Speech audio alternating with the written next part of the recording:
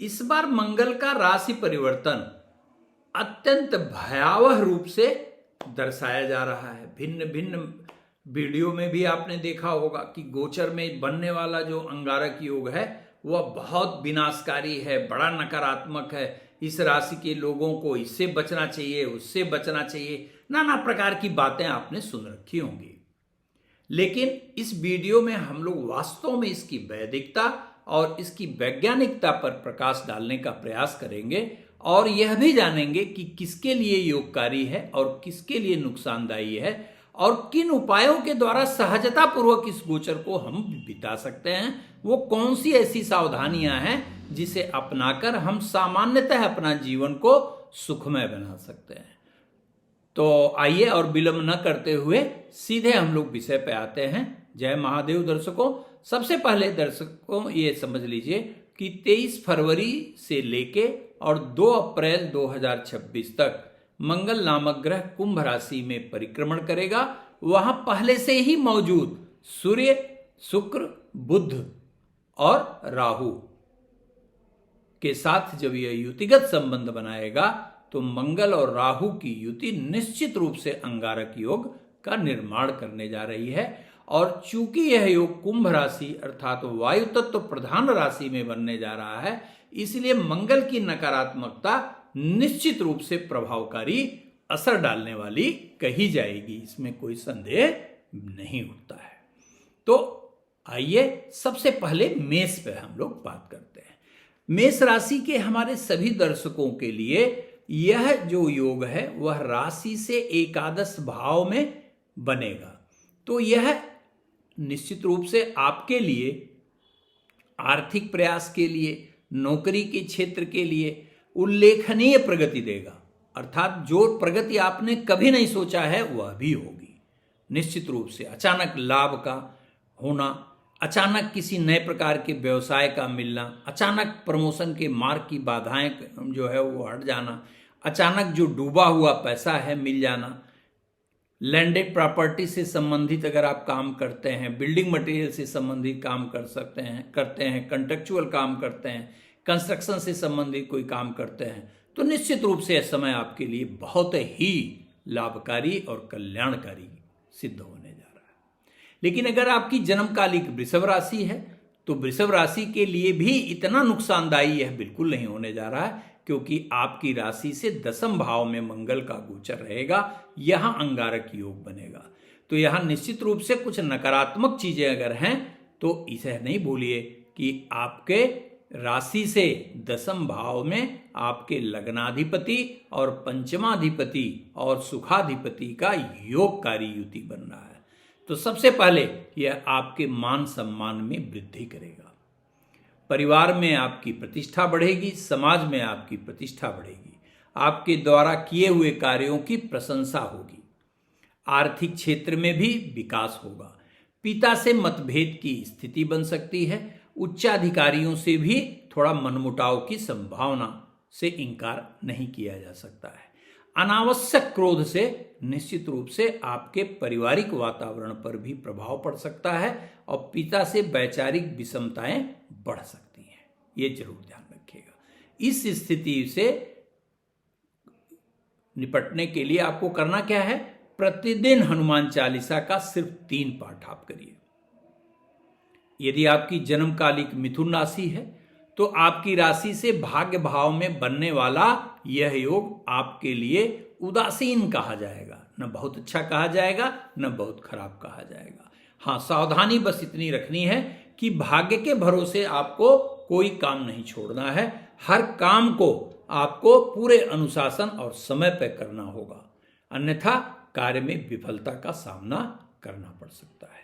यहाँ एक बात और विशेष है, वह जरूर ध्यान रखिएगा कि अपने बड़े भाई और बहनों से मतभेद होने से बिल्कुल बचे रहेंगे और आवश्यकता से ज्यादा जोखिम बिल्कुल नहीं लेंगे।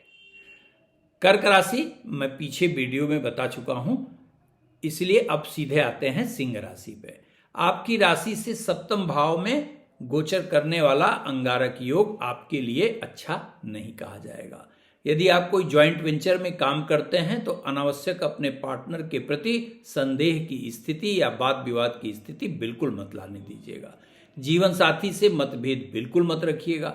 यदि आप रिलेशनशिप में हैं तो अपने पार्टनर का ख्याल रखिएगा, और अगर इस समय किसी विवाद की स्थिति को उत्पन्न किए तो रिलेशनशिप टूट भी सकता है। यहाँ पर यदि आप प्रोस्टेट के मरीज हैं, डायबिटिक के मरीज हैं तो बहुत ख्याल रखिएगा। नियमित रूप से आपको एक माला महामृत्युंजय का करना परम कल्याणकारी सिद्ध होगा।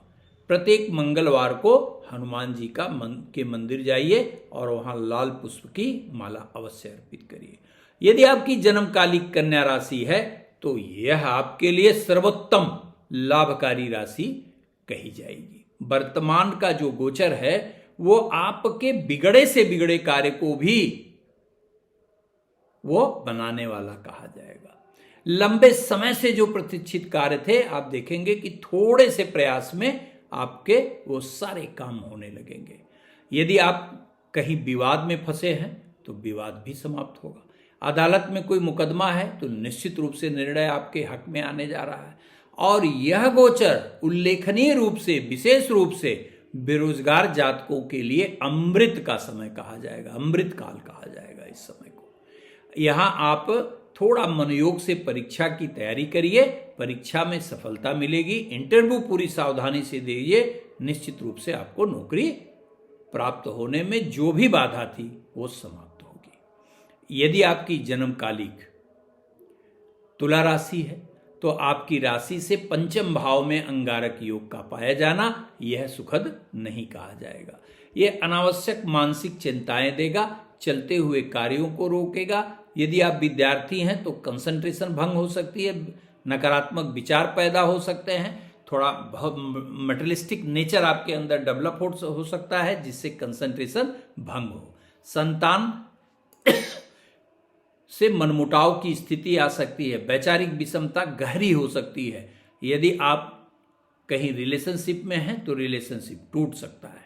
यदि आप न्यूली वेडेड कपुल हैं और संतान की प्लानिंग करना चाहते हैं तो इस समय आपको थोड़ा रुकना चाहिए, अन्यथा मिसकैरेज की संभावना कही जाएगी।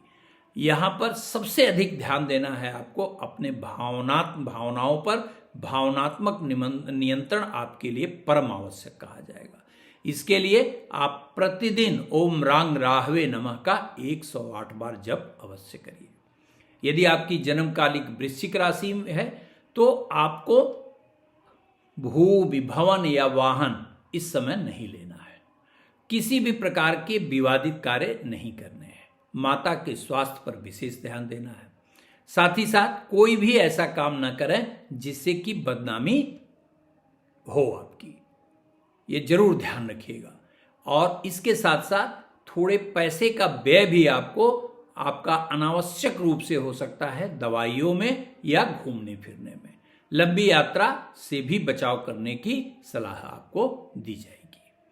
प्रतिदिन सुंदरकांड का 11 चौपाई का पाठ अवश्य करिए। प्रत्येक बृहस्पतिवार को आप भगवान नारायण के मंदिर जाइए और वहां जाकर पीले पुष्प की माला अर्पित करिए। यदि आपकी जन्मकालिक धनु राशि है तो निश्चित रूप से यह समय आपको चातुर्दिक सफलता प्रदान कराने वाला है। इसमें न केवल आपकी ऊर्जा बढ़ेगी, आपका धन बढ़ेगा, आपका मान सम्मान बढ़ेगा, टूटे हुए रिश्ते भी जुड़ेंगे, मित्रों का सहयोग पूरा प्राप्त होगा, नए प्रकार के कार्य मिलेंगे, नौकरी में भी अपेक्षित परिवर्तन मिलेगा, स्थानांतरण भी जहां चाहेंगे वहां मिलेगा। अर्थात यह सभी प्रकार से सिद्धिदायक समय कहा जाएगा। और यदि आपकी जन्मकालिक मकर राशि है तो आपको सावधानी रखनी है अपने पारिवारिक वातावरण पर, अपने धन की स्थिति पर। अनावश्यक रूप से खर्चे बढ़ सकते हैं। बेवजह के सामान के प्रति आपका आकर्षण बढ़ सकता है। बेवजह घूमने फिरने में आप अपना समय बर्बाद कर सकते हैं, धन बर्बाद कर सकते हैं। परिवार में विवाद की स्थिति उत्पन्न हो सकती है। अकारण आप अपना टेम्परामेंट खराब कर सकते हैं जिससे विवाद की स्थिति लंबी हो सकती है। इसलिए इस समय में स्पष्ट रूप से आप समझ लीजिए कि आप प्रत्येक सोमवार को भगवान शिव के मंदिर जाकर उनका अभिषेक जल से अवश्य करिए और एक माला मृत्युंजय नहीं तो लघु मृत्युंजय ओम जुंग स का जप अवश्य करिए।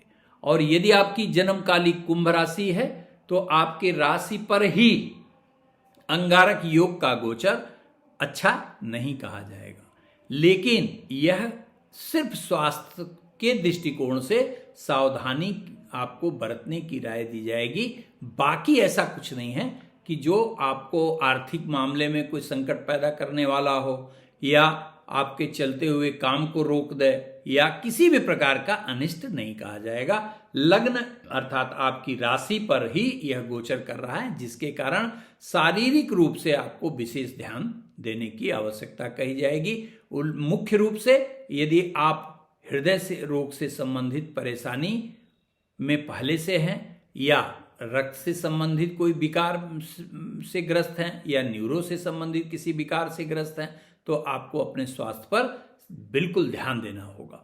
इसी के साथ साथ जीवन साथी के स्वास्थ्य पर भी आपको ध्यान देने की सलाह दी जाएगी। इस समय प्रतिदिन आप सुबह उठिए, सूर्य को जल दीजिए और बजरंग बाण का 3 पाठ करिए और आखिरी में ओम रांग राहवे नमः मंत्र का जप करिए। और यदि आपकी जन्मकालिक मीन राशि है, देखिए मीन राशि के बारे में मैं इसके पहले के वीडियो में बता चुका हूं, इसलिए यहां उल्लेख करना उचित नहीं कहा जाएगा। यदि वीडियो पसंद आया हो तो निश्चित रूप से लाइक करिए, सब्सक्राइब करिए और शेयर करिए। धन्यवाद।